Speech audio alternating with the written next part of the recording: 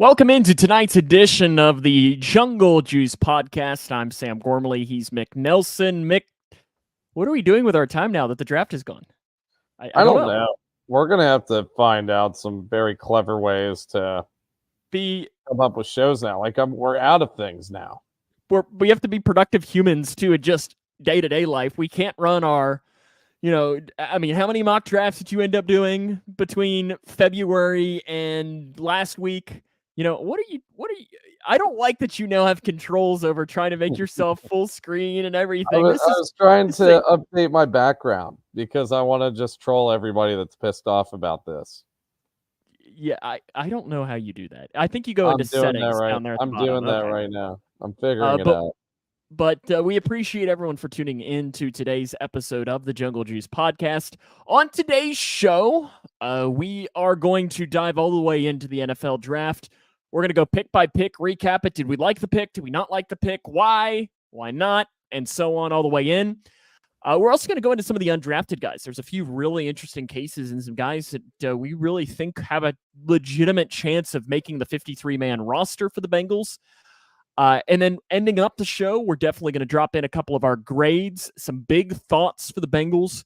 And I think there's a couple of important questions that we'll need to answer for this draft as well.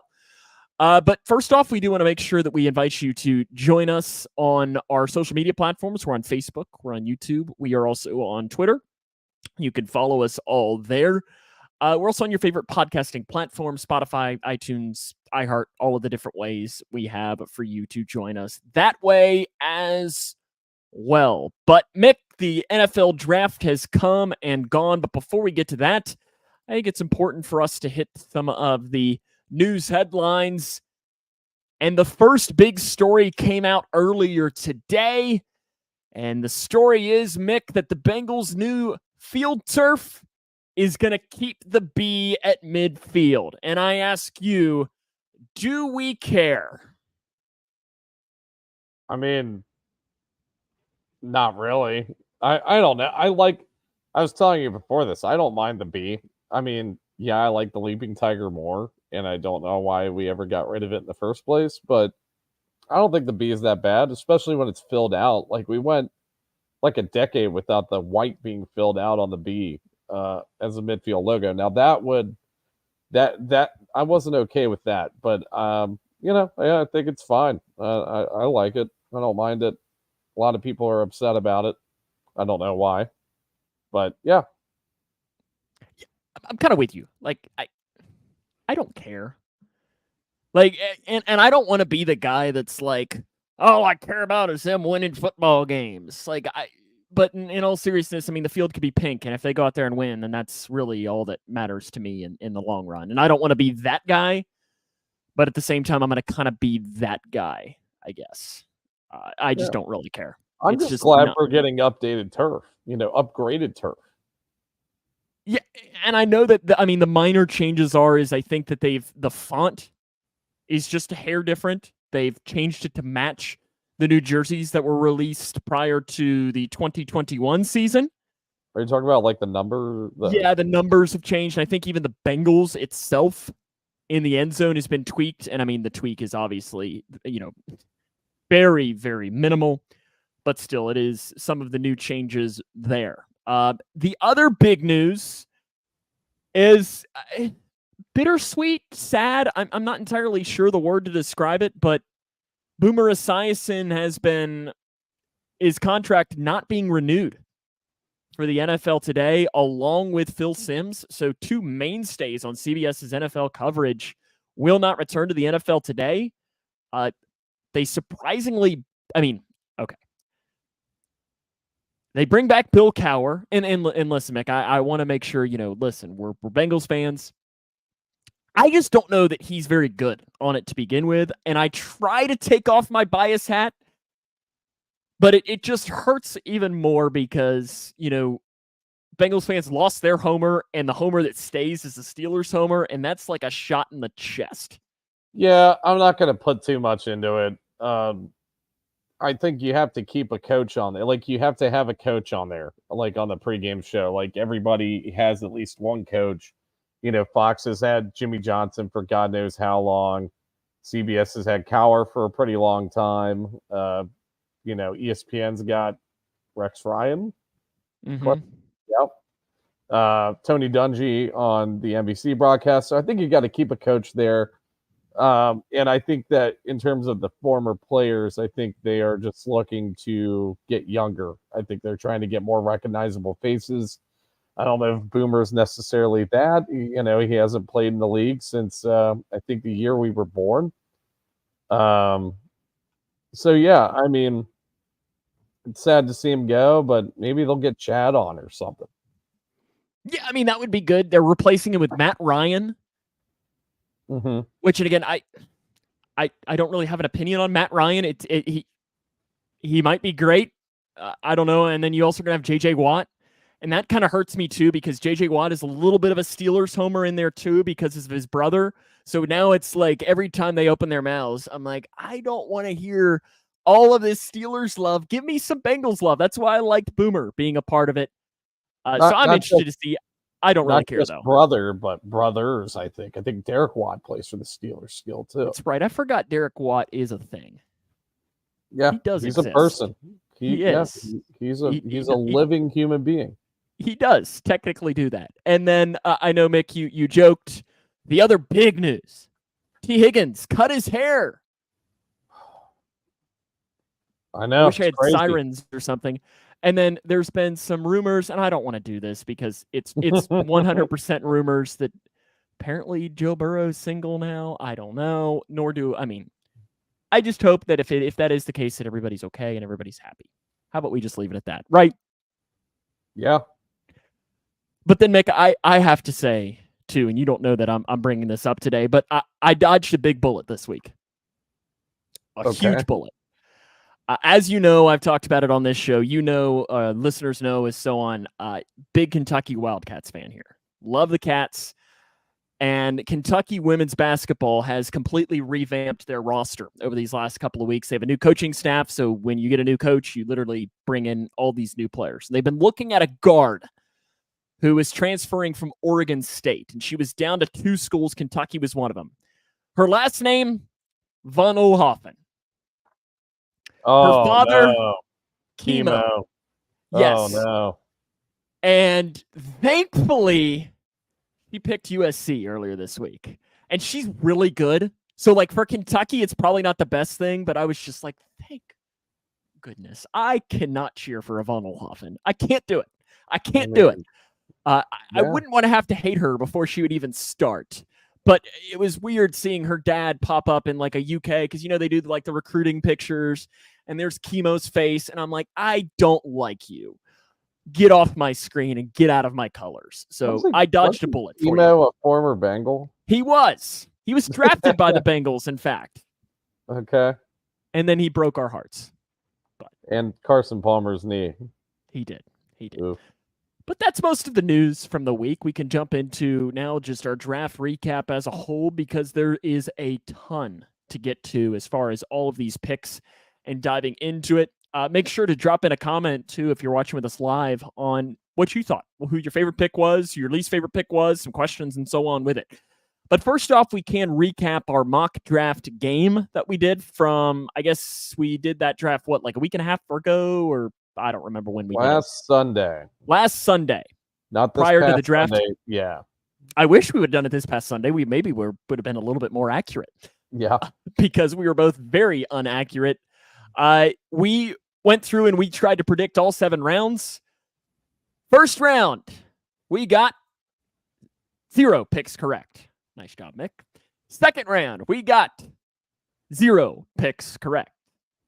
Third round, we got 0 picks correct, but I did technically get a 1.5 because I said McKinley Jackson, but I had McKinley Jackson going in the 6th round. Now, next year, we might change those rules since I was so far off on whether I should still get points, but that could be a discussion for another day. Fourth round. Points there. Fourth round, we both got 0 points. Fifth round, we both got 0 points, although I did say Matt Lee, who the Bengals did end up taking in the 7th round. 6th round, we both got 0 points. 7th round, we both got 0 points. So technically, if we were doing our points, I got 5. Mick, you did not pick up any. But you had fun, right? What, do you want me to play this for you? There you go. Yeah, no, I had fun doing it. Probably should have kept track of the top 30 visits. There's a lot of top 30 visits that got selected for the Bengals. I think 4 or 5 of them. But I was really sad at the end of Thursday. My guy did not get picked. Got picked way earlier than pick number 49. I'm turning into a Niners fan now. I can't do this anymore. Ricky Pearsall goes in the 1st round. I love Slick Rick way too much. This guy's incredible. He's going to be so good. I'm going to draft him in the 2nd round of my Dynasty League if he's available. Can't wait. Wow. Hot take Mick over here. We might even do a show this summer on fantasy and everything with it, because looking into fill some time and so on, and trying to find some fantasy darlings early on in the draft. For real. I'm really down with doing that. We can look into the schedules and see how we can potentially do that with it. So let's dive into this draft class for the Bengals. On Thursday, it was really interesting how the draft went down, because I think it ended up great and not great for the Bengals at the same time. Because you look at it that, 6 of the first 12 picks were quarterbacks, which for the Bengals is a good thing. Now, the downside is that the picks that weren't quarterbacks were pretty much all positions that probably the Bengals were targeting for the most part. Mm-hmm.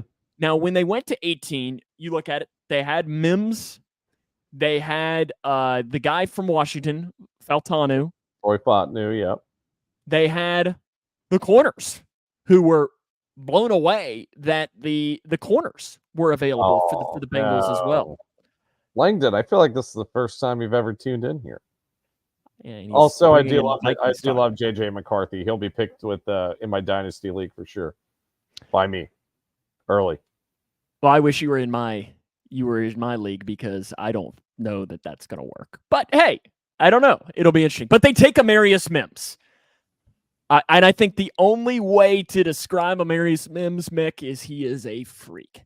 6'8", 340. And it wouldn't shock me if he's even taller than that, because it's wild that somebody can make Orlando Brown almost look small. Mm-hmm. And he did.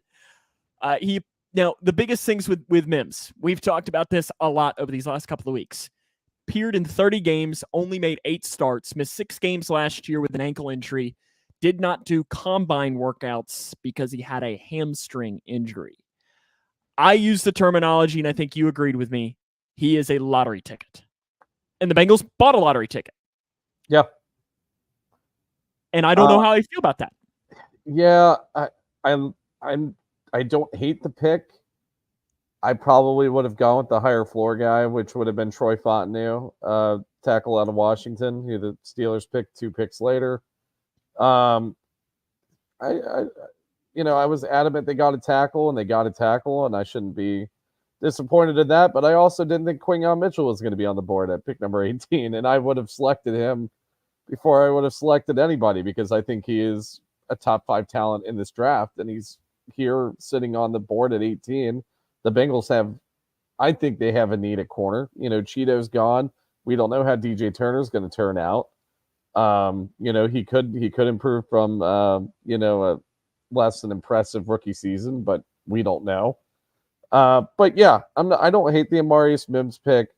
Obviously he's a freak of nature athletically. He kind of looks like Thanos a little bit. He's just a big man. And it's not even like he's like fat or anything. The dude's shredded for a guy that's 6'8". If anything, he can add weight. Yeah. Which is wild to say, that he can add weight and he weighs 340 pounds. Yeah. It's wild. I think he does seem like a good culture guy, though, in the locker room. He seems like a really nice, down-to-earth guy. He seemed really respectful, very appreciative of the draft selection, not to say the others didn't, but he just seemed like a good guy, and I think that's another thing to kind of take into account with the pick. The picture of him holding a coney, too, was hilarious. Yeah. because that Coney looked like a mini corn dog in his hand. Yeah. And that was an actual Coney with it. To me, this is going to be, and we're going to talk, I think, a lot about this a lot throughout this draft because I think it's a theme throughout it, that it's one in 3 years. We could, I have my, I almost just said her name, my ALEXA sitting behind me, and I could say, remind me 3 years from today, how is Amarius Mims? And that's going to explain how this pick was, because it is. It's a huge risk. When he's played, he's been really, really good. Yeah. For Georgia. Allowed one pressure. In the SEC. One. In the SEC. Like, this is not him coming out and... Because, like, we're talking about Quinyon Mitchell, and this is just... What's the one knock on him is that he did a lot of that against MAC opponents. And that, how much of a factor is that? We'll find out, obviously. But with Mims, like, he's doing this in the best conference in football, in the SEC. Yep. And that is impressive. But, I mean, you look at it. You're trying to find player comps for him. Trent Brown? Orlando Brown? Like, he's learning from guys that you would probably say is at least somewhat similar, just these massive human beings, and figuring out how they're going to work. And I'm just very interested in how that will work for this team. Yeah. Yeah. You described it, well, and the guy is or even PDJ, he said this is a home run swing. They went with the high floor guy with Jonah Williams in 2019, and Jonah was decent, but he wasn't, the best tackle in the league by any stretch of the imagination. I think Mims, as long as he can stay healthy, he can develop and learn under Trent. He does have the potential to be a really good tackle in the league. Or potentially be one of the best tackles in the league. Yeah, and I mean, I hope that in 3 years we look back and we're like, that was a steal, and they got, and I'm going to use this, and I'm not trying to use this comparison, but they got Trent Williams at pick 18. Where you can say this is a guy that is a mainstay on this offensive line for the entirety of Joe Burrow's career, and that's the hope that what we can say in 3 years that he will be a guy like that for the Bengals. Let's go on to the second round. They take Chris Jenkins, defensive tackle out of Michigan. And I mean, you look at this, and the factors that the Bengals love were all there under him. Second team All-American, team captain. His dad played in the NFL. The only time he missed snaps last year, missed games, was because he dealt with an eye infection that caused him to miss 6 games. And then he came back and he was playing pretty much seeing through one eye. His nickname, the Mutant. It's a pretty cool nickname. Yes, and then you saw the video of him doing I don't even remember what you call it. It's the something lift up where he's laying on the ground and holding up the weight in the air and standing up and putting it in the air. The Turkish thing. Yeah. Mo Egger, you showed me the video. Mo Egger did one with the mug. Did you see Chris Jenkins had a live react to Mo Eggers? Dan Horde showed him the video. And he criticized Mo for not going back down because you're supposed to go back down with it. But he only averaged 28 snaps per game last year for Michigan, which is not a lot. But to me, this probably is more of a high floor pick. Yeah. I like that they went run defense centric with some of these draft picks, especially with Jenkins. And he graded really well against the run in 2023 with Michigan, 82 run defense grade. His 13.4% run stoppage rate is one of the best ever amongst defensive tackles. That's along the lines of a Leonard Williams, which if you get Leonard Williams and Chris Jenkins, that's pretty darn good. I like that they future-proofed the 3-tech position. It sounds like Chris is probably going to replace B.J. Hill. After 2024, he'll probably be starting in that 3-tech position in 2025. Yeah, I think he's a good pick. I think he's going to be a good locker room guy. Like you said, he's a team captain. He's a national champion. Yeah, I thought it was a good pick. The only reason I hate it is that Alex Schubert actually got this pick right and in the right round. He did. And I don't like that too much. So you just hate Chris Jenkins for that exact reason? And I respect that. I respect that. Are you going to be like Brad Robbins' guy for Chris Jenkins every single time he goes out onto the field at games this year? Scream Jenkins, you suck.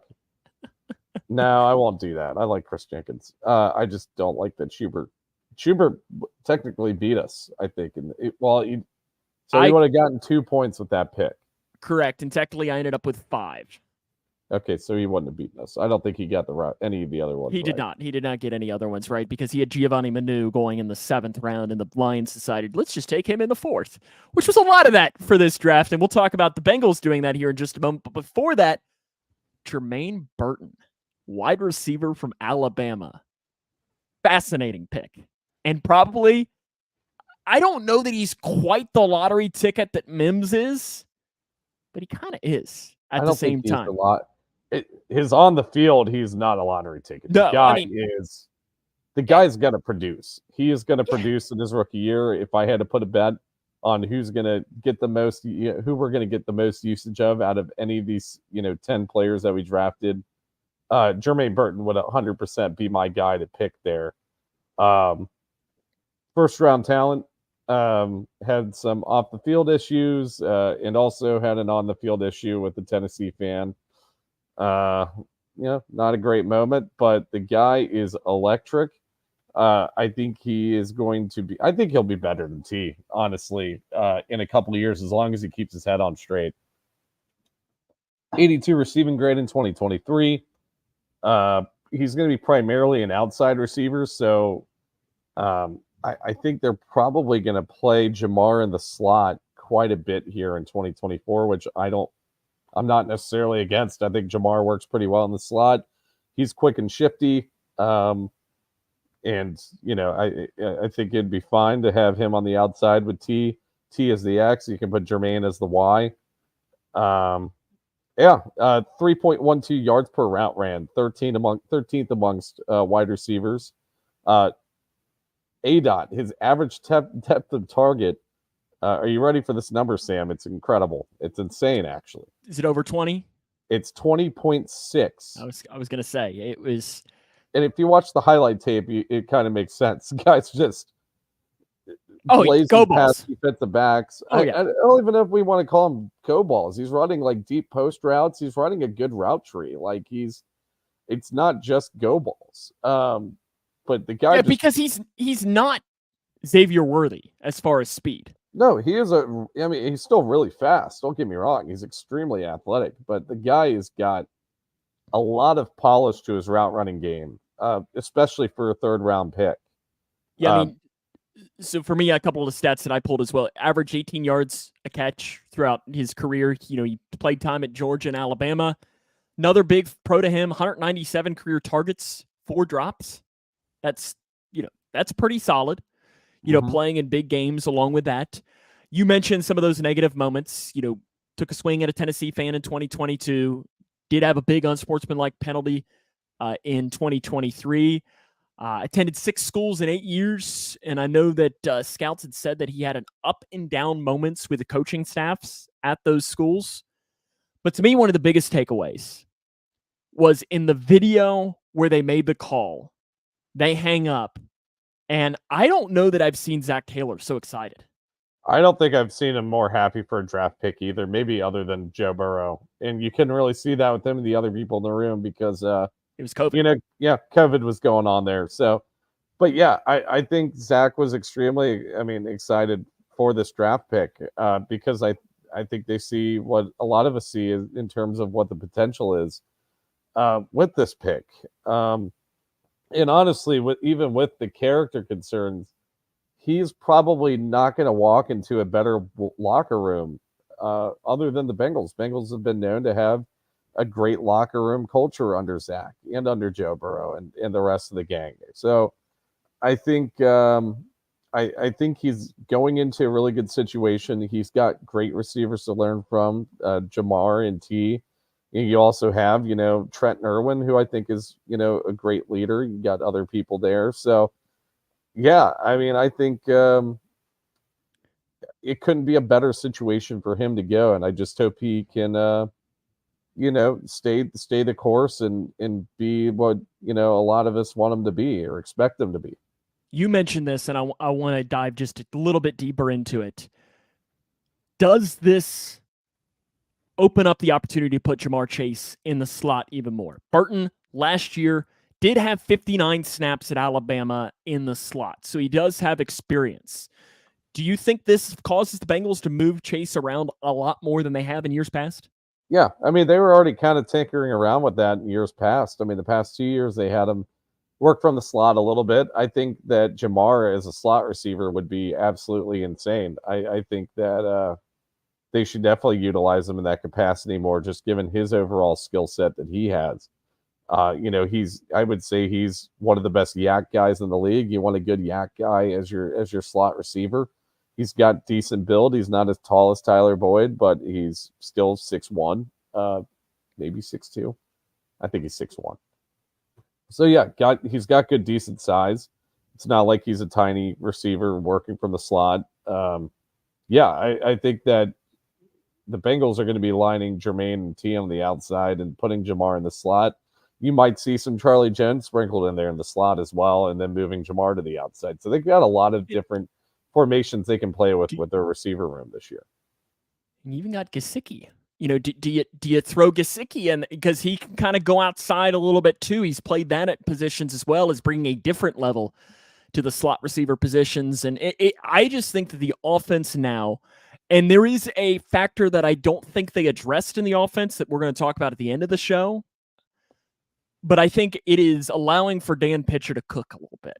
And I'm sure he's sitting there like, ooh, I got a lot of fun here that I can dive into and try and figure this out. And I think that's interesting. Yeah. Pick 97 for the Bengals. They take McKinley Jackson, 6'1", 326-pound nose tackle, projected by most as a 6th-round pick. Let's just dive into him via the stats here. Team captain his senior year at Texas A&M. Arrested on a drug charge in August of 2021, but has been really clean since that point. He was only on the field for 35.8 defensive snaps a game. Mick, with McKinley Jackson, I ask you this. Was he too much of a reach, or did positional need wipe that out? No, he was a reach.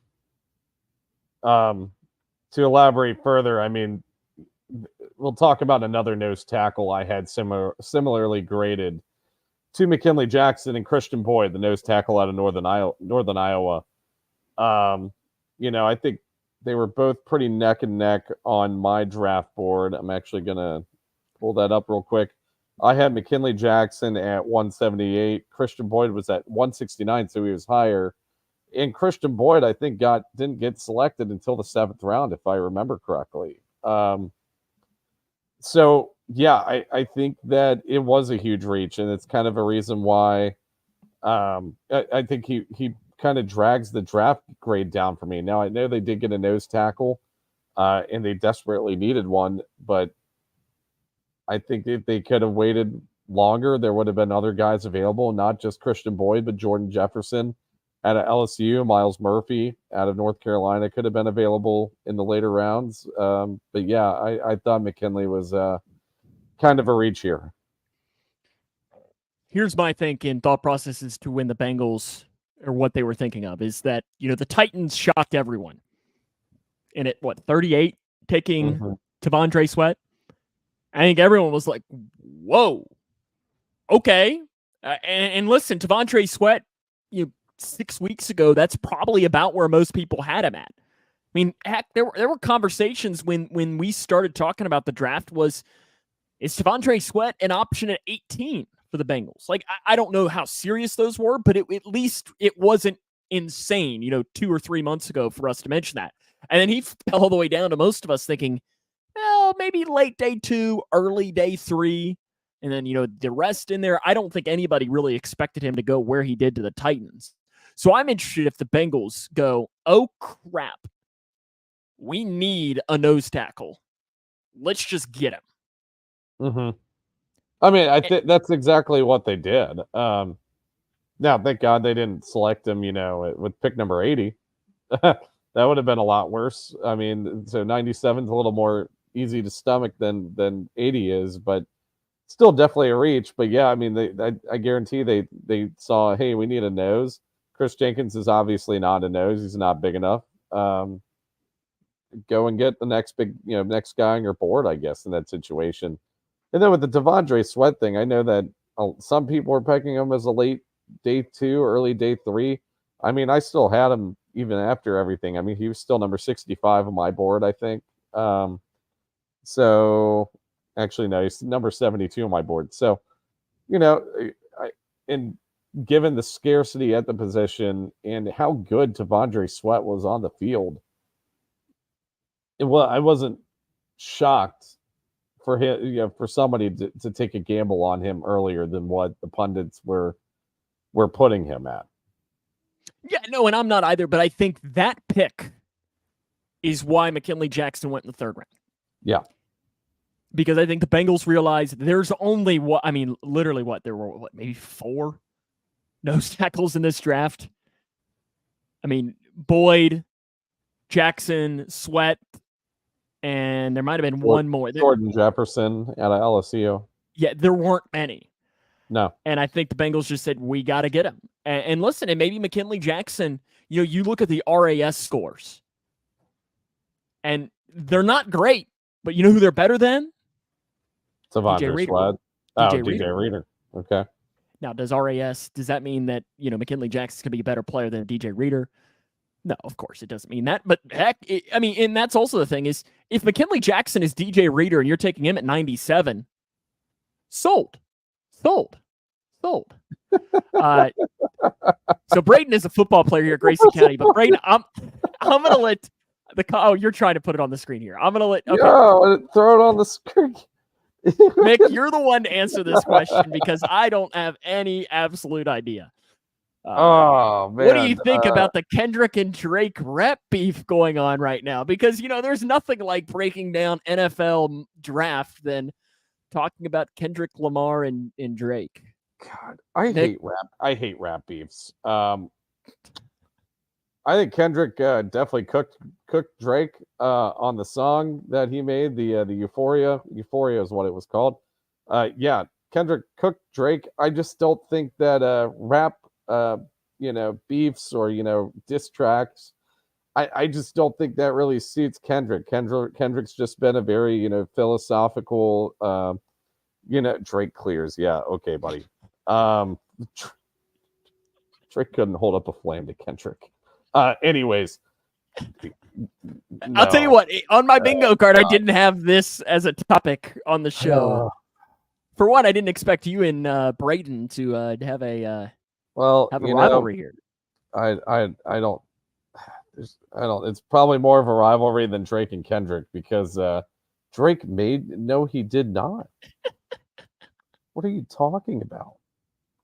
This is what he showed up on Poetic Justice, had a half decent verse on there on one of the greatest rap albums of all time, A Good Kid, Mad City. Yeah, okay, buddy. You want to know? You want to know a fact though about Braden is? I give you one thought about having these takes about what his favorite football team is. I don't know. Probably Cowboys. Worse. Wait, you think Steelers? He is a Steelers fan. Take Care's a top 3. Oh God, Take Care is okay. It's decent. It's not a top 3 rap album of all time. That is silly. To Pimp a Butterfly and Good Kid, Mad City are easily 1 and 2 of rap albums of all time, and then probably Biggie's album, I would say. Whatever, I can't remember what it's called, but yeah. God, yeah, no, Kendrick Drake, by the way. It's a great time. How about we talk about day 3 of the NFL draft and to pick 4 in the 4th round? Oh, God, yeah. The Bengals take tight end Eric All from Iowa Fairfield native. A couple of things with him, and we talked about this when we did our, I guess we talked about him day 3, whenever that show was, 2 weeks ago. We were diving into day 3 picks. And for him, we told the story about how he survived a house fire when he was 10 months old. A firefighter pulled him out of the burning building, and a EMT saved him there, and he survived 8 days in the hospital and barely has any scratches. The biggest red flags with him: he had spine surgery in October 2022. He tore his ACL in October of this past year of 2023. I did very much appreciate this, though, about him, and it made me, and it might make you feel a little bit better about him, Nick. He grew up in Fairfield, just north of Cincinnati. Hated Ohio State because he was an Alabama fan. And him hating Ohio State is part of the reason why he picked Michigan originally before transferring to Iowa. And I respect that. Yeah. I'm not going to think too much about that,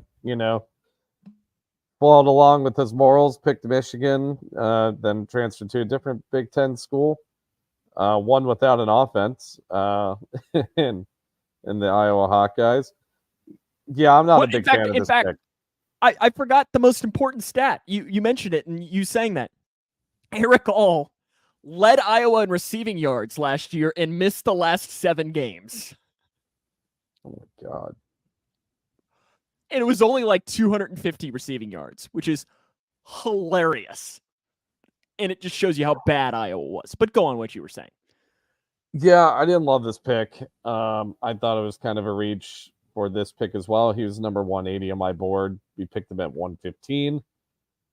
He graded okay in 2023, 72 offensive grade, 76 receiving grade. Did have a good yards per route ran number, though. 2.62 yards per route ran, which ranked fifth amongst tight ends in 2023. The athleticism isn't great. I think he catches with his body a lot, but I think he does play very tough, has very good yak ability for tight end. I just don't think that 115 is where he should. Like, if they picked him at, 149 with the Josh Newton pick, I think I could have understood that a lot more, but I just wasn't a big fan of taking him this high. Now, I know that I think it was Louis Riddick. He described him, and I hate always doing this because it's almost like a cop-out. It's like you were describing Ricky Pearsall. Who are you comparing him to? You were comparing him to Cooper Kupp. So he said, "Oh, well, he's George Kittle." I'm like, well, okay, we're just okay. But there is some George Kittle to his game because he's got ability, and he's got blocking ability as well. And that's the thing. I mean, if you're telling me that the Bengals get George Kittle in the 4th round, sold. He, though, in a realm like Mims, kind of like Burton, hell, you could even say Jackson. It's kind of a risk. It's a lottery ticket. I mean, spine surgery is not him breaking his arm. He has said that he had some minor pain right at the beginning coming back from that. But other than that, he hasn't had any issues since that point. Heck, even if he'd have torn his ACL twice, I'd have felt a little bit better. But it does worry me just a little bit that you're taking a risk on a guy who had spine surgery. That high in the draft. And listen, he might be great. Peyton Wilson dropped like 70 spots below where he was on a lot of people's draft boards. All because his knees were a little, he doesn't have an ACL on one of his knees. I mean, this guy had spine surgery and wasn't nearly as good of a prospect as Peyton Wilson, and went higher than I think a lot of people would have taken him. Yeah, I agree. I think it's going to be really interesting with him. 5th round, the Bengals select Josh Fig Newton. For one, great nickname. For him, some of the stats: 6-year college career. He did 4 at Louisiana Monroe, 2 at TCU. He's team captain in 2023, 7 career interceptions. His coach, Sonny Dykes at TCU, called him the least entitled player I've ever coached. In his press conference with the Bengals media, they asked him, said, are you want to be an outside corner? Do you want to be an inside corner? Do you want to play safety? What do you want to do? His direct quote was, I don't give a damn what I play in the league. I love that. He's just there. He's happy to be in the league. Now, red flag with him, and I'm interested here for you, Mick, on how much of a red flag you think this is. Is this a full staff on a flagpole or half staff? He really struggled against the Texas receivers, Worthy and Mitchell.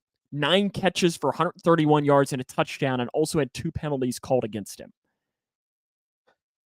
Yeah, I mean, I won't put it as too much of a red flag. I mean, I think that the secondary is more than just, it takes more than just one guy to contain these receivers. Now, did Josh have a very good game?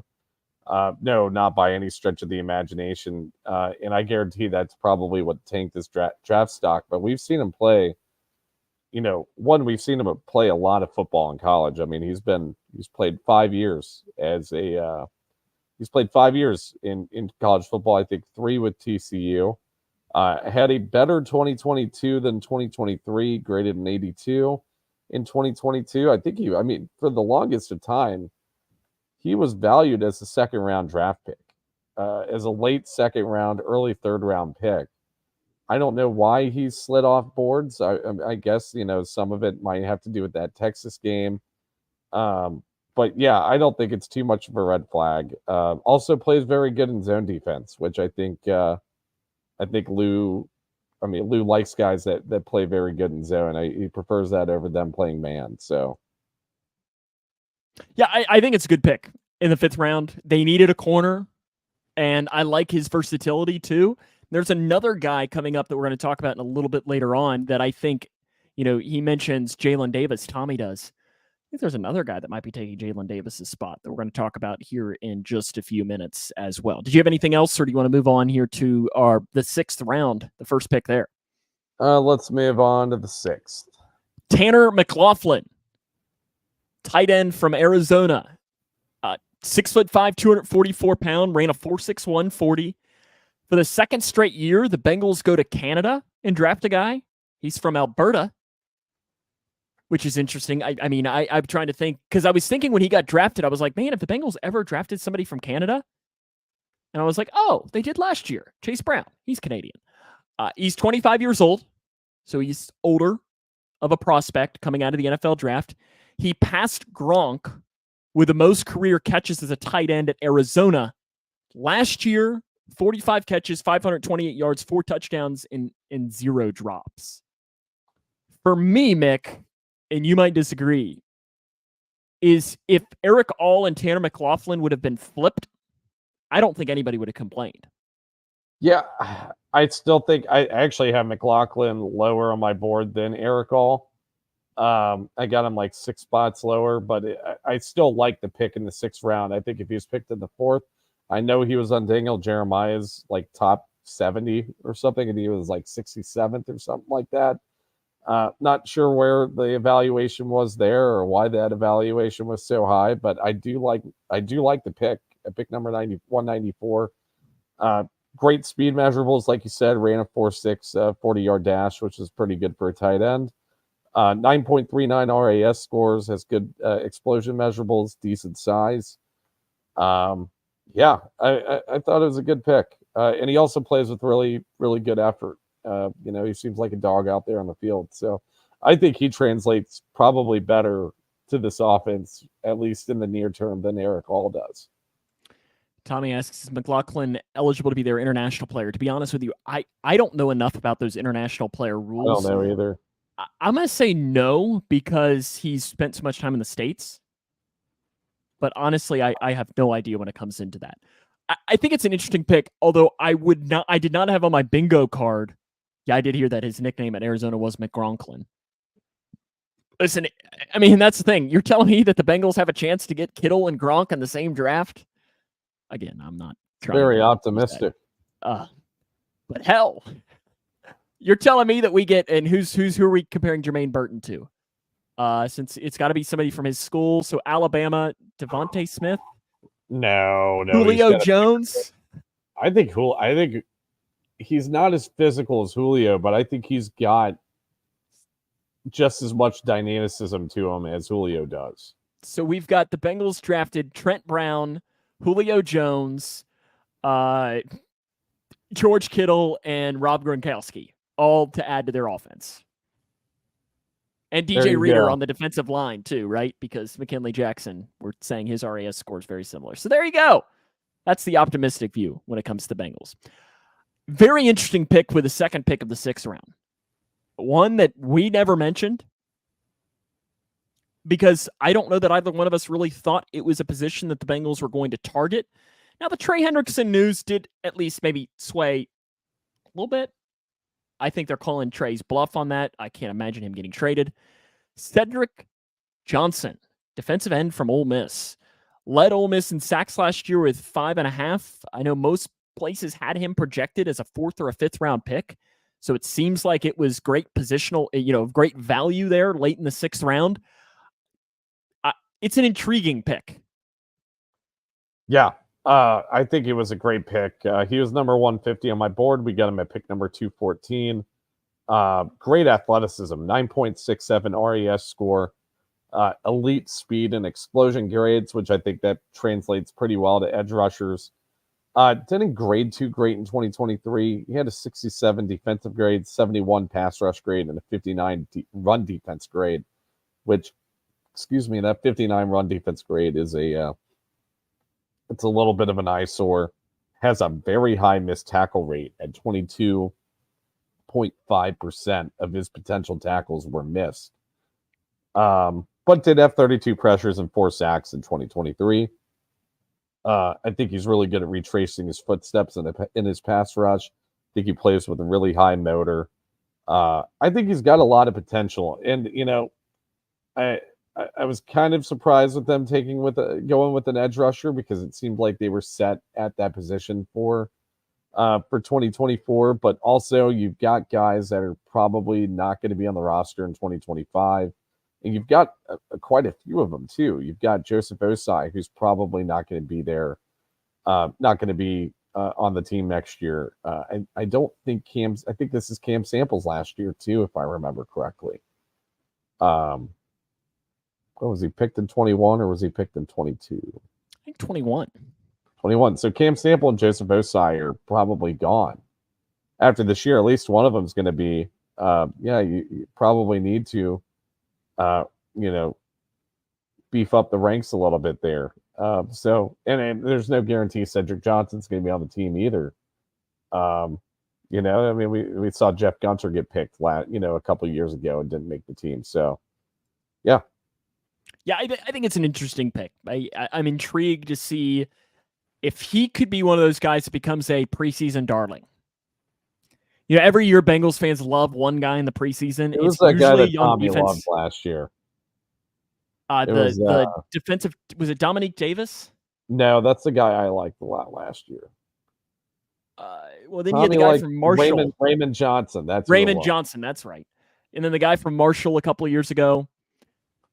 Darius Hodge, was that right? He actually made the team. He made the team. He did. Yeah, and then I think he got released because somebody came back from injury or something. I don't really remember with that. But Dejon Anthony. Yeah. Picked in the 7th round. Another really, really interesting pick. Incredible story from him. His mother died from kidney failure in 2011. He was raised by his grandma. So he started at Shepherd, which is a school in West Virginia, which I'm pretty sure is where the guy from the Bears went, the quarterback. That is where Tyson Bagent went. He transferred to Liberty in 2020 to be with his grandma as she was diagnosed with cancer. She passed in 2021. So after that, he transferred then to Ole Miss to live out his dream of playing in the SEC, to play for both his grandma and his mom. Played strong safety at Ole Miss, but, and this is the wild card to me, experienced the slot. Led Ole Miss in forced fumbles, interceptions, and passes defended last year. I'm intrigued to see if they play him as a slot. Yeah, it could. I mean, you need a backup slot corner, and I think a lot of us thought Dax Hill was going to be that ever since moving him to the corner. So I think that backup to Mike Hilton, or that the heir to Mike Hilton job is going to be between Dax Hill and Dejon Anthony. Now, I'd probably give the nudge to Dax just because of the first round potential that he had, and that I think that he probably has better measurables than Dejon Anthony, but I think Dejon Anthony is a good story. We obviously saw the Von Bell type of play that he had. How Von Bell, just laid out Juju. Dejon did the same thing to Jaden Daniels this year against LSU. Yeah, I think he'll be a good, tough, hard-nosed player. I think he'll be a good special teamer for sure. You know what he is? He's an AFC North player. Yeah, I can agree with that. And if we're being honest, Bengals need more guys like that. I think they've kind of gotten away the past couple of years from AFC North guys. It's different kind of football in the AFC North. I mean, last year, you saw that, really. The final pick for the Bengals was our guy, Mick. I let out an audible. I don't know that I've ever let out an audible yes for a 7th round pick. For a 7th round center than I did with Matt Lee, the center from Miami, second team All ACC, 48 career starts between Miami and Central Florida. Biggest thing with him is he's a super solid center. And I think he is going to have the ability to learn under Ted Karras. And I feel a little bit better about him than I do about Trey Hill.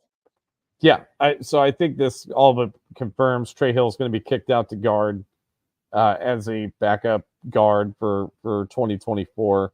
Matt Lee, I think, is a center-only prospect. I wonder if that's tanked his draft position a little bit, because I don't know why he's so low on draft boards and how we got him at 237. The guy is graded really well in his time at Miami. He had an 89.1 pass blocking grade. He's has really good footwork and hand usage in the pass blocking game. His RAS score is crazy good. 9.86, elite explosion and speed measurables. I think the explosion measurables are pretty noteworthy. I think that translates pretty well to an NFL offensive lineman. Decent size at 6'4", 300 pounds. Didn't allow a sack and only gave up 4 pressures last year. I mean, I think that is a potential steal for sure. I think he's going to be really, really, really good if he gets a chance to play. To me, I don't remember which ESPN guy it was that was, how they switch off on who gets to do the whole spiel once the guy gets drafted, but they described him really well. And the way they described him is when you watch him, you forget he's there. Yeah, that's a good way to describe it. Yeah, he's never going to make a block that you're like, whoa, like what an incredible block, but he's never going to get beat. He's just solid. Yeah. And I felt that was a really good way to describe him, is you forget he's there. But honestly, as an offensive lineman, that's fine with me. Fine with me. I want to forget that you're even there. And even if this means that the Bengals add a year to Ted Karras' contract, and Matt Lee gets 2 years to learn, like that's fine with me, but I'm just intrigued as to how he will develop as the potential center for the future of the Cincinnati Bengals team, something that we mentioned that they really needed to get into. Let's go into some of the undrafted guys here, because I think there's some really interesting names that the Bengals picked up, and I've got some notes on some of these guys. Some of these guys are literally just camp buddies. I can't imagine them making the team. So, sorry, Cam Grandy from Illinois State. We're not going to talk a lot about you because you're probably not going to make the team. Or Ohio wide receiver Sam Wiglusz. Okay. Yeah, I don't think you're going to make the team. But now let's talk about some guys that could make the team. And obviously the first one, Austin McNamara, punter from Texas Tech. 3rd-rated punter on the Athletics big board. Averaged 45.9 yards per punt in his career. It was the highest in school and Big 12 history. 10th all-time in NCAA history. He uncorked a punt that was, I think, 79 yards. that he kicked, I think, from his own end zone. I think, if my memory's right, or at least standing on. I don't know if you saw the video, Mick, but he was standing maybe a yard or two deep in his end zone, and he kicked it through the back of the other end. It rolled through the back of the other end zone. Okay. Dude's got a boot to him. I think we both agreed that we weren't necessarily sure whether the Bengals would draft somebody, but I know I felt really confident that they were going to grab somebody to compete with Brad Robbins. If anything else, this guy will push Brad Robbins to become better. And if he beats him out, then he beats him out. I think it's a really intriguing pickup. Yeah, I mean, I think it's going to be an interesting competition for the punter job this year. I think the big leg of McNamara is hard to ignore. I mean, I don't know what the hang time numbers are like. I don't know if his hang time numbers are just egregiously bad or not.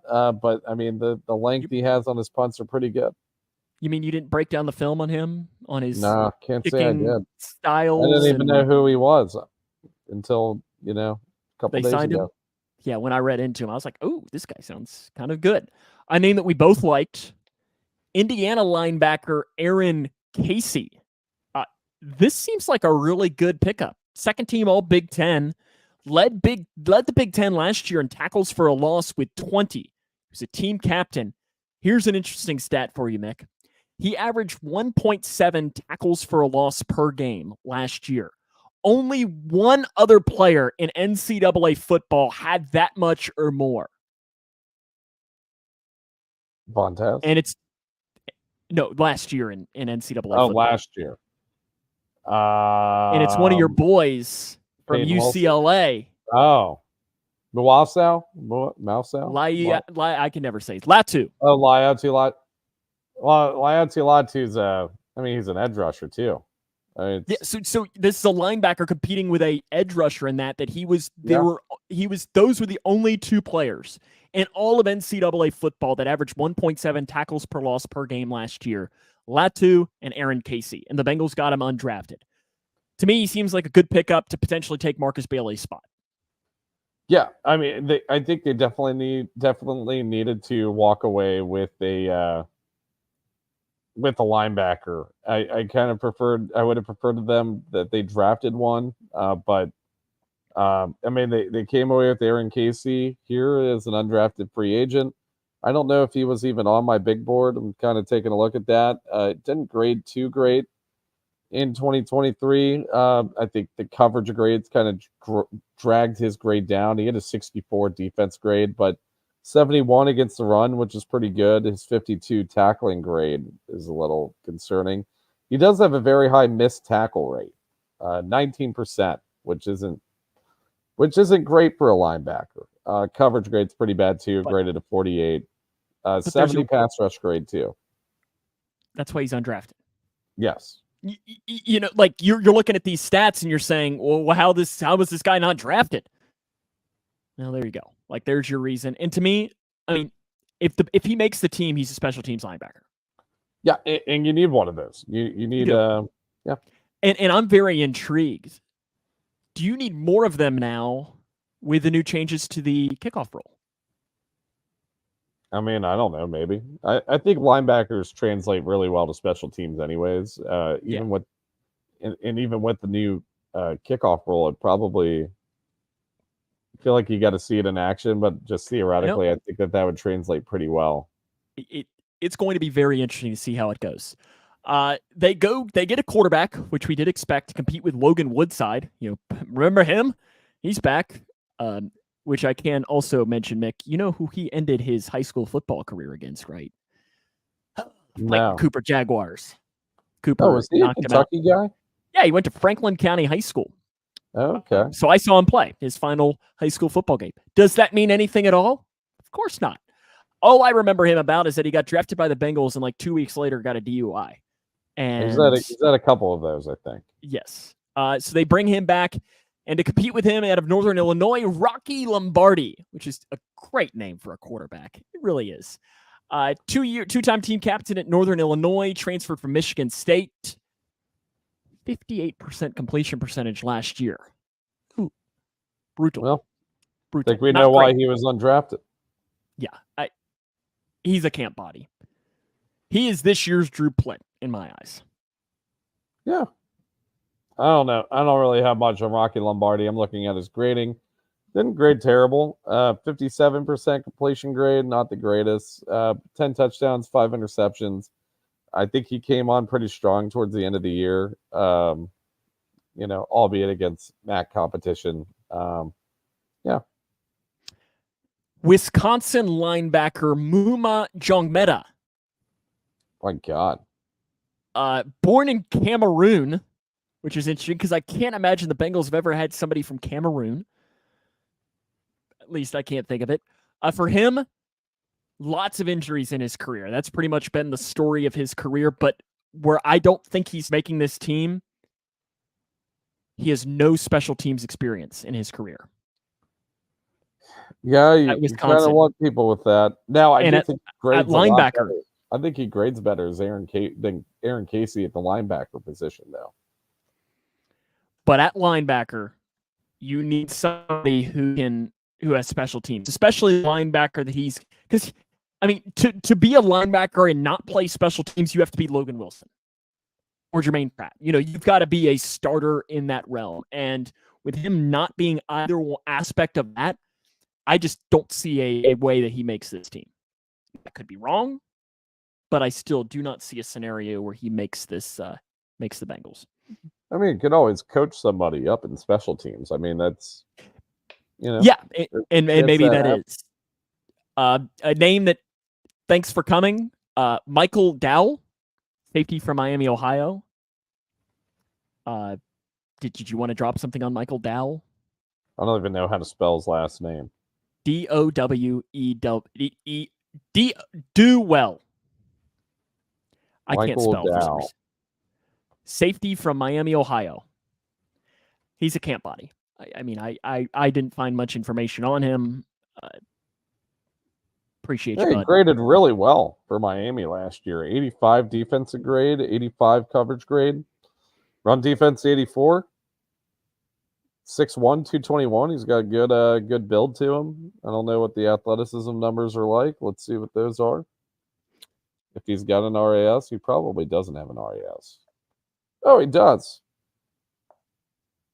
8.9 RAS. Pretty good. Well, so maybe he's intriguing. I like him just looking at the numbers. That's how we do it here on Jungle Juice. I love it. Because I just was like, lie. They don't. Good tackling grade too, by the way. Only 8% of his potential tackles were missed. Speaking though of elite athletes, we jump into Louisville offensive tackle Eric Miller.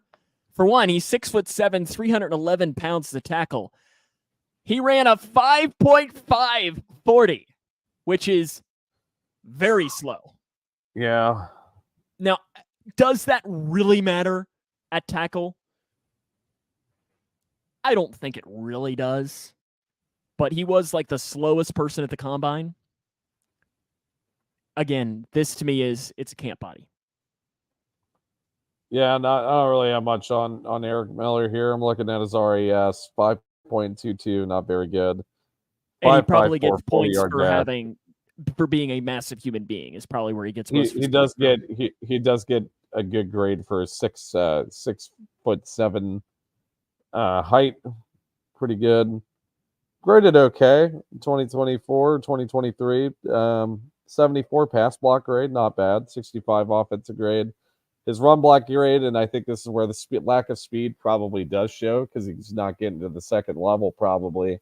58, which, not very good.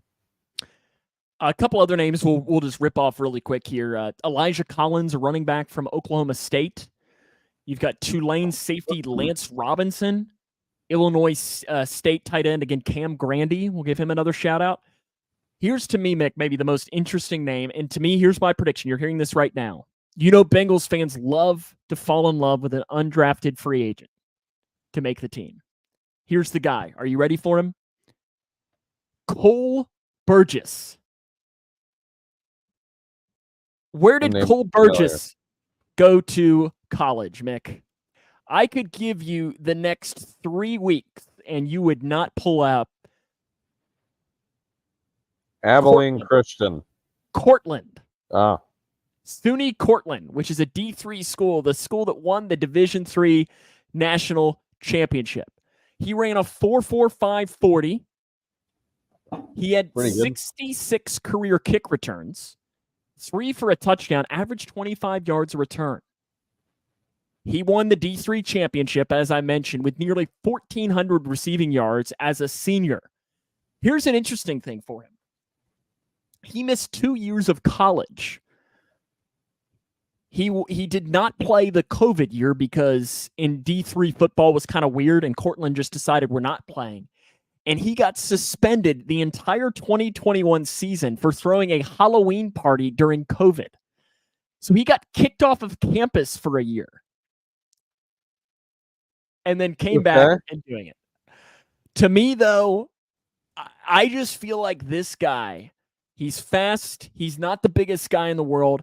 He's going to be the guy that Bengals fans are going to fall in love with. So you heard it here first, Mick. Cole Burgess is going to be the man that the undrafted free agent that Bengals fans will love this year.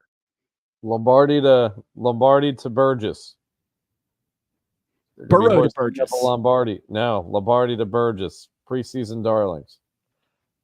I think you're giving Lombardi a lot of credit saying that he's going to play in the preseason. He'll play at least one game. One game, maybe.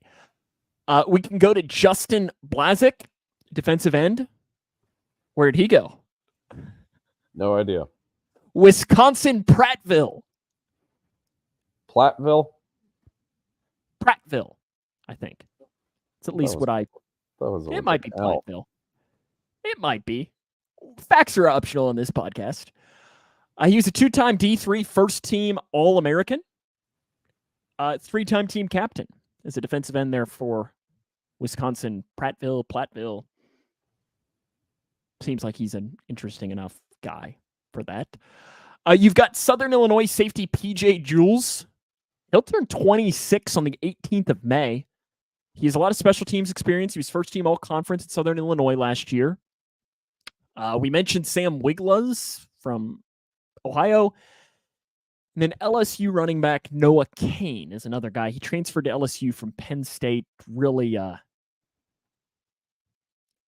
did nothing at LSU. Those are some of the undrafted free agents that the Bengals pulled in. But again, you heard it. Cole Burgess, Mick. Which me giving him in his endorsement probably means the poor guy's going to tear his ACL the first play of training camp. I hope I'm wrong in not doing this, but or he's just going to be awful. My endorsement's probably going to guarantee that, so I would not do that. But to close, Mick, I think we got to talk a couple of things here.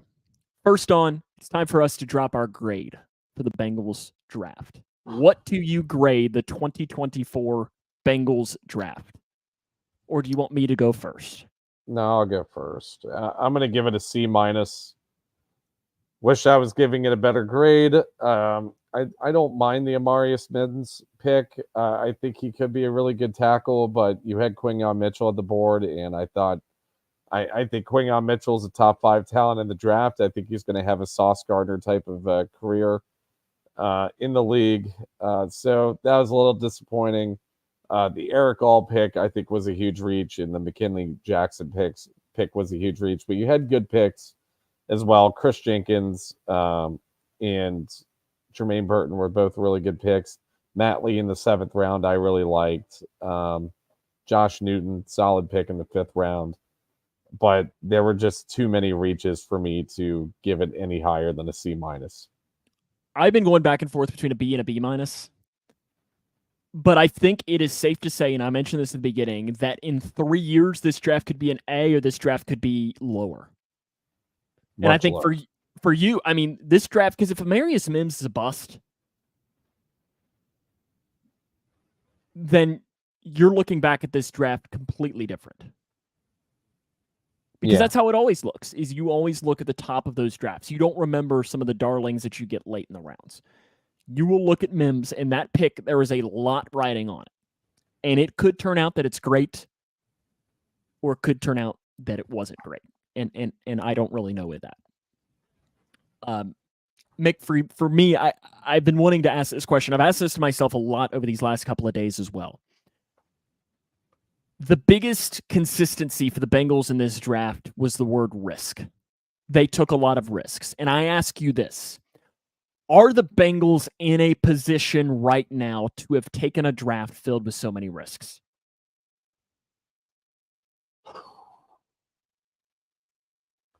Yeah, I mean, I would say they're in a better position now than they, than they could have been, than they were 5 years ago, I guess, when the roster wasn't very good, in 2019, 2020, and, the roster was going nowhere. But yeah, I think that, they were in a position to take some risks. And I mean, they kind of played it safe the past few years with some of their draft picks. I mean, the Jonah Williams pick was definitely the quintessential high floor, not as high of a ceiling draft pick. And, he wasn't terrible, but he wasn't great. So maybe they were trying to do things a little bit differently this time around.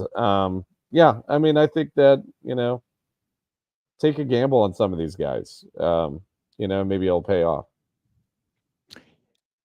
I don't know the answer to that question. I can't tell whether I would have been fine with 10 Chris Jenkins picks. Oh, I would have been absolutely fine with that. Meaning you get guys who might not be elite, but high floor guys. Mm-hmm. Or do I like them taking a couple of swings? Because, I mean, listen, if Mims hits, that's fantastic. Burton maybe is not quite into that same level, but if Burton hits, you're feeling really good about getting him in the third round. If McKinley Jackson hits, you're feeling great. If he hits, you're feeling great. And to me, I think this Bengals draft is going to be surrounding those 4 picks. Jackson, Mims, Burton, and All. Burton maybe is like the 4th of those top, but you're going to be relying a lot on those because I think Burton is worth a risk at pick 80, even if he is a risk. I don't even know if Burton's a risk. I don't know. I mean, if it's just solely character, yes. But the reason why, I mean, that because for the character, this guy is a slam dunk as a good NFL wide receiver. You can't not think of character as being a factor either. Yeah, I don't know. All right, I'm not going to play too far into that. I'm talking about what I see on the field and how they can project to the NFL, and I don't think Burton's a risk at all. I think that's one of the safer picks in the draft. Where did they miss? Where did they miss? Eric All. No, I guess I should say let me reword this. What positions did they miss at? Meaning, like, where should they have taken somebody? I mean, I wish they took a running back. I mean, this pretty much all but confirms Chris Evans is going to be back on the team for 2024, which I know Sam is not a huge fan of. So I would have liked to see them draft a running back, but they did pick up Zach Moss. It's not like you have a burning need at the running back. If there's not somebody you like available there, then that's fine. I really would have liked to see them take a linebacker as well.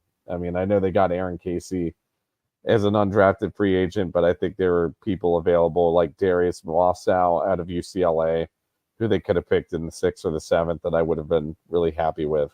And yeah. I'm interested that they didn't go heavier towards interior offensive line. Mm-hmm. I mean, yes, they got Matt Lee, but I mean, you had like Christian Mahogany that was sitting there for a couple of their picks.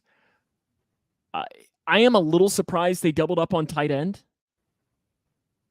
To me, like if we were having this conversation a year ago and we would have said the Bengals doubled up on tight end, we'd have been like, okay, that doesn't surprise me even in the least.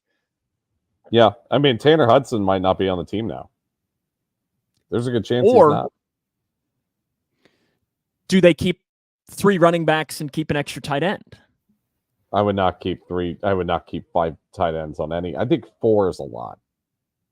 But it'll be interesting to see how all of the gamesmanship happens with that. And I brought this up in our chat as well, is Eric All a pup guy?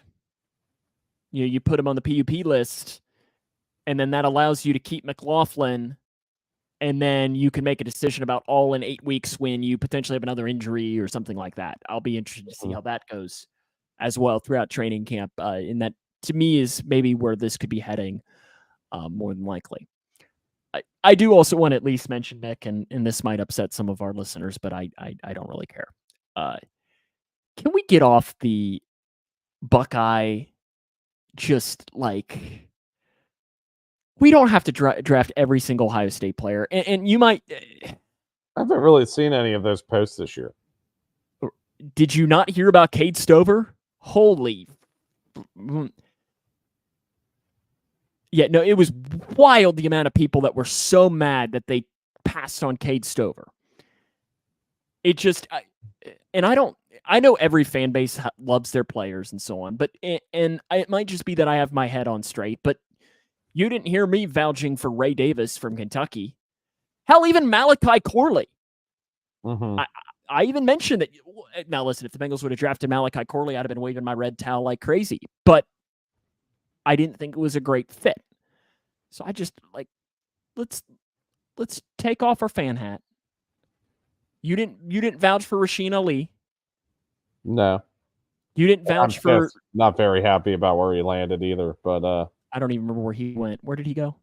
Baltimore. That's right. He's gonna be the next Keaton Mitchell. I'm gonna hate it. Well, luckily he drops a lot and fumbles a lot, so it'll be good with that. And then to wrap us up, Mick, do we want to drop our 2025 NFL mock drafts? Yeah, let's do it. So in the first round, Bengals were picking 28th. I took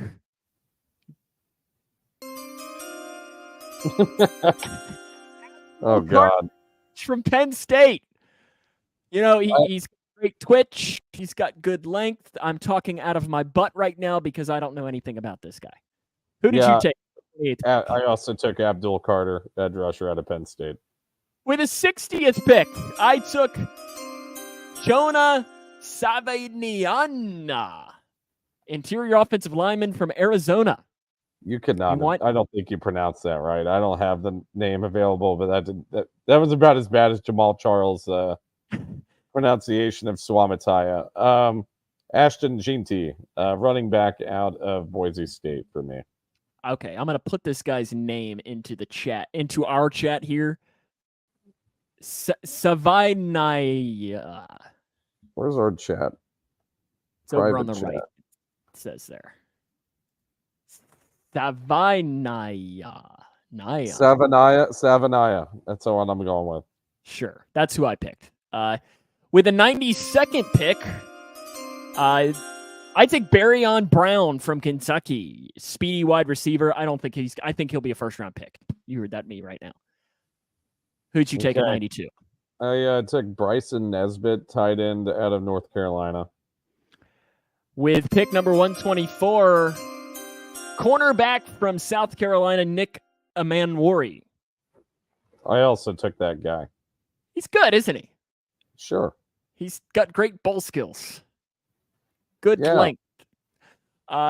With the 156 pick, I took Jaden Ott, a running back from California. He is just so fast, Mick. I took a good name. Thor Griffith, defensive lineman out of Louisville. I did like him, and then you had to ruin him. Wow. With the 188th pick, I take Aaron Graves, defensive lineman from Iowa. Okay, I've got an interior offensive lineman out of Texas, DJ Campbell. And with the final pick, Xavier Sorey Jr., linebacker from Arkansas. Damn, I also took that guy. Look at us go. So there you go. That's who the Bengals are going to be drafting 1 year from today in the 2025 mock draft, because that's what everybody wanted to hear from us with it, because it's never too early, is it? Nah, this might have been a little early. I don't even know who any of these guys are that we just picked. Oh, come on. You know a lot about Nick Amanwori. You picked him in the 4th round. You mean you're picking players that you don't know anything about? You must be Duke Tobin. Who's Abdul Carter? I don't even know who that guy is. He's long. He's twitchy. I mean, he's athletic. Edge rusher out of Penn State. I mean, there's enough pedigree there for me to be happy with that. You know, with Isaac and Chop Robinson, Micah Parsons. So yeah. Yeah, I mean, he's such a great player for them. I mean, I'm looking right now. I mean, heck, in the last 2 years, he's had 11 sacks, an interception, 3 forced fumbles, 16 tackles for a loss. He's a stud. So you heard it here first. Replacement. There we go. There we go. Any final thoughts on the Bengals 2024 NFL Draft? Wish me luck. I'm going overseas, going to Punta Cana for a weekend with my wife and our friends. So wish me luck. I don't know if I'm going to come back ever. So it might be nice knowing you. Well, hey Tommy, you want to be the future host when Mick doesn't come back from Mexico? Tommy's a lot more knowledgeable than me, anyways. So he's knowledgeable than all of us. Let's be real. It's a low bar. It's a low bar. But he does. And to Tommy and Alex, too, we want to thank you for picking. I think we got 8 or 9 picks right. He nailed the Tyler Guyton pick. Tommy did. And I nailed the Steelers. You got the Bears, obviously. I did. Look at me go. You get JJ? I did technically have the Vikings taking him, but it was not technically the right pick because they traded up 1 pick, didn't they, to get him? Yeah. Who do we have going to Fashanu to? You have him go to the Jets, or we have him going to the Bears? No, the Bears. I took him as the Bears pick because all the wide receivers were gone. Mm-hmm. I have it here. Let's see if I can. It's going to be really small on screen because I don't really have the editing abilities to go bigger. But so you can look here, and maybe even we can go. So that was our mock draft that we did last week live on the show. So, we got Caleb Williams, Jaden Daniels, Drake May. We started off hot. We even got Marvin Harrison, 4 for 4 to open up. Then, the Chargers take Joe Alt, and that kind of screwed us from there on. Yeah. And then when did we get? And then the Falcons taking Michael Penix. I don't think any of us really saw that coming. See, I got Jared Verse right to the Rams. You did. You got Plotny right to the Steelers. Guyton, we got him. I was surprised that Cooper DeJean went so low. Yeah, I thought he was going to the Packers in the first. Didn't the Ravens take Jordan Morgan? No, the Packers took him in the first. Who am I thinking? Who did the Ravens got? Who did the Ravens take? Did they take Patrick Paul? No, the Dolphins got him in the second. Who the hell did the Ravens take? Oh, Nate Wiggins. That's right. But so I didn't think we did too terrible on it. So next year we just got to do a little bit better, and maybe we'll allow some trades or something when it came to it. But it was fun. I think that'll definitely be something we have to do every single year. It was a fun exercise. Yeah, I liked it. So next week, it might be a little weird with how we'll do the show next week. Just stay tuned to our social media channels and how we're going to do it because we're inching closer to the schedule being released. And how we'll do it, I don't really know. Mick decided he didn't want to do it from the beach in Mexico. Yeah. Yeah, not doing that. Sorry, guys. Don't love you that much. Tommy would do it from the beach in Mexico.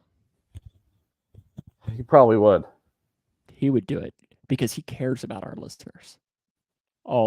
Yeah, I really don't care about you guys. I hope you all know that. All 2 people live watching right now, Mick. I see 16 people watching. I'll explain to you what happened after, but it's a little misleading. We got 2 on Facebook. Yes, which is on X. Yeah, X though, I've learned this that there's quite a few bots that like to do things that are 18 plus, and they kind of watch without actually interacting. So I don't think those are actual viewers. Oh, that's fine. It makes me feel better though.